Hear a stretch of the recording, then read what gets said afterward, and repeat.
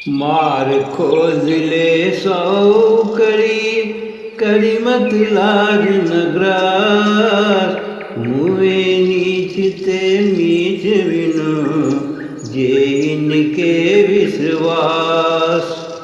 निर्बुद्धि मनुष्य कपटियों का, चालाक व्यक्तियों का, ठगों का शिकार होते हैं। निर्बुद्धि अर्थात बुद्धि का न होना, बिल्कुल निम्न स्तरीय बुद्धि का होना।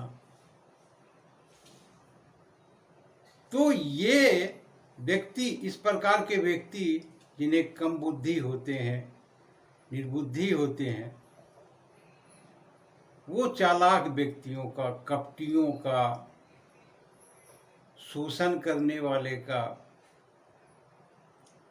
इस प्रकार से समाज में जो व्याप्त लोग हैं कपटी किस्म के, इसी तरह के लोगों को अपना शिकार बनाते हैं।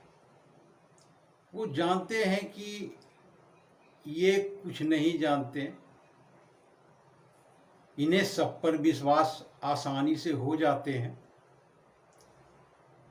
और ऐसे व्यक्ति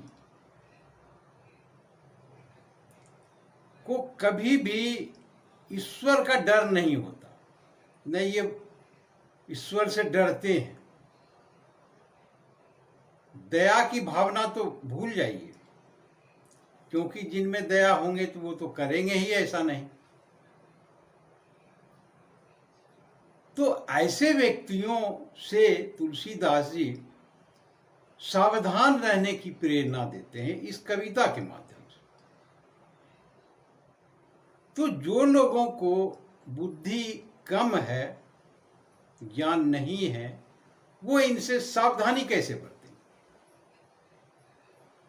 तो इन लोगों को, ऐसे व्यक्तियों को अपने ज्ञान चक्षु को खोलना पड़ेगा, बढ़ाना पड़ेगा, अपने अंदर ज्ञान को, बुद्धि को, दिमाग को खोलना पड़ेगा।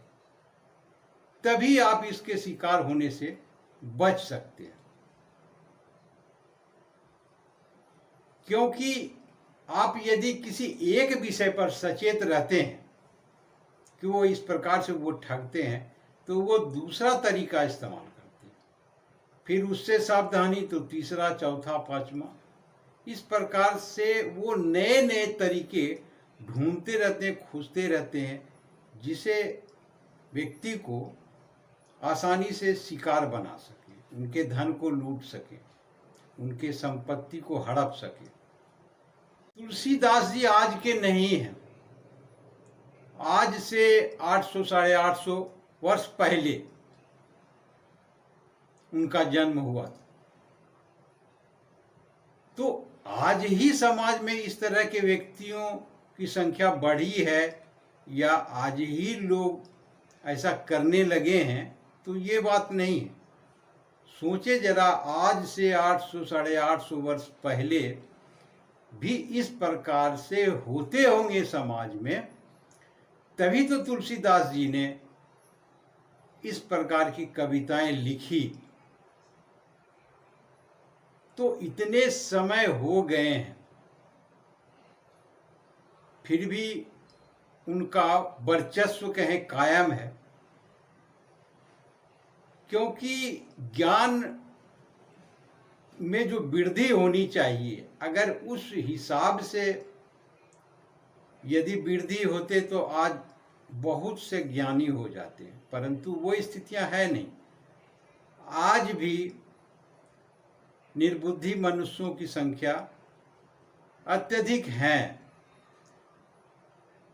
तो उन्हें अपने ज्ञान को बढ़ाना होगा, तभी आप सचेत रह सकते हैं।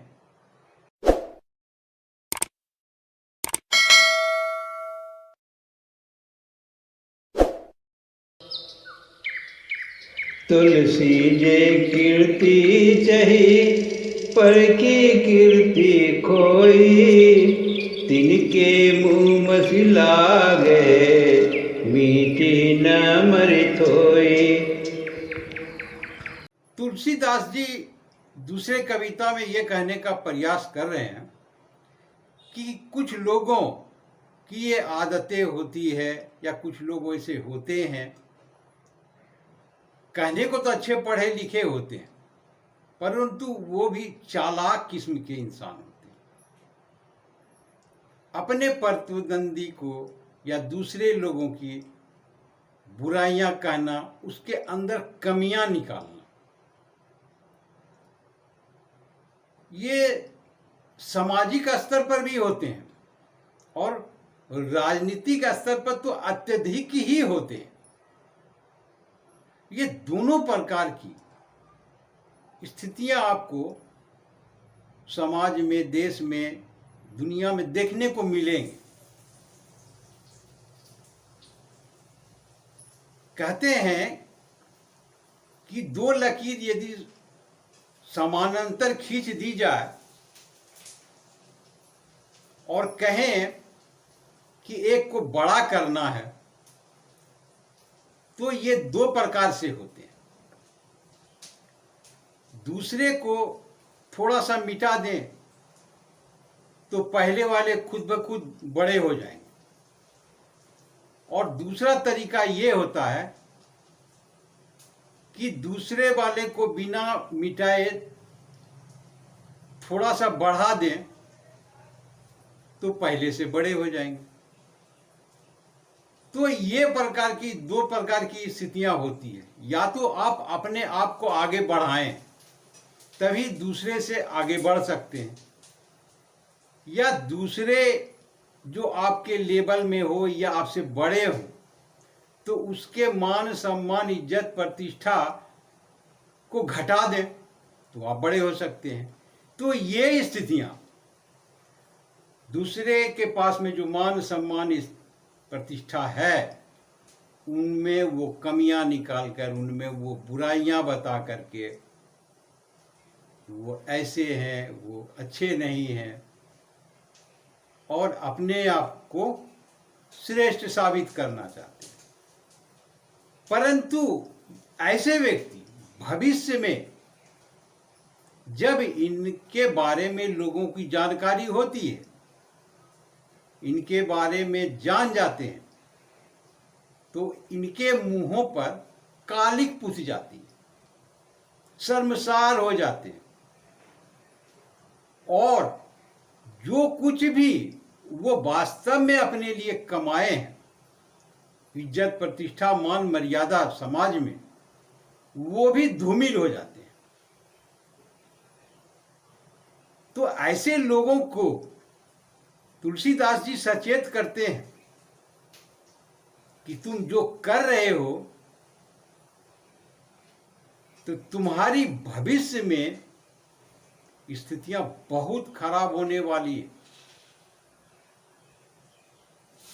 और कहते हैं कि एक बार यदि इंसान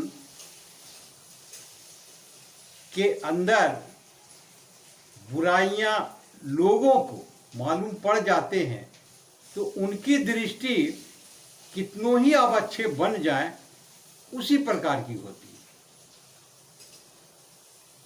तो अच्छा बनना इतना आसान नहीं है और बुरा बनना तो बिल्कुल ही आसान है।